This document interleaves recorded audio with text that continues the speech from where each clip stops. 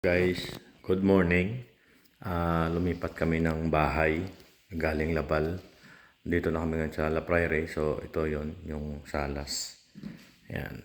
Yan ang salas. Ito, salas to. Yan. Ito naman yung kusina guys. Yan. Tapos ito yung kainan. Yan. So yon ang kusina namin.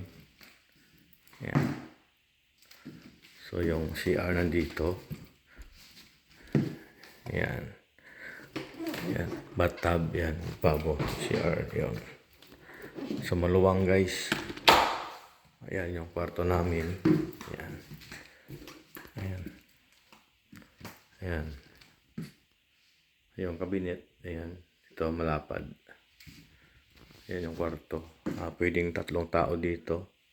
So, may kasama pa kaming darating. Isa. So, yan. So, nandito yung labahan. Ito, kwarto. 2 tao rin dito sa kwarto na to. Ayan. 2 tao yan. Ayan.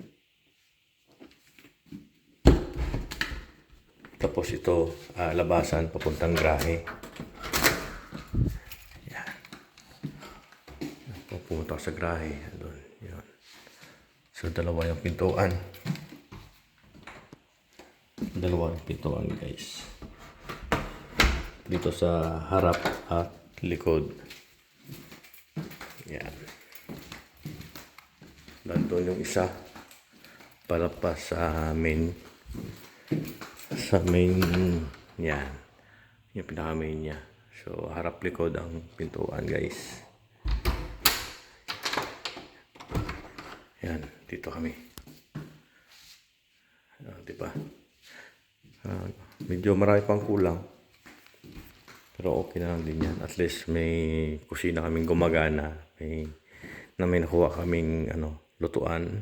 So, refrigerator wala pa. So, soon.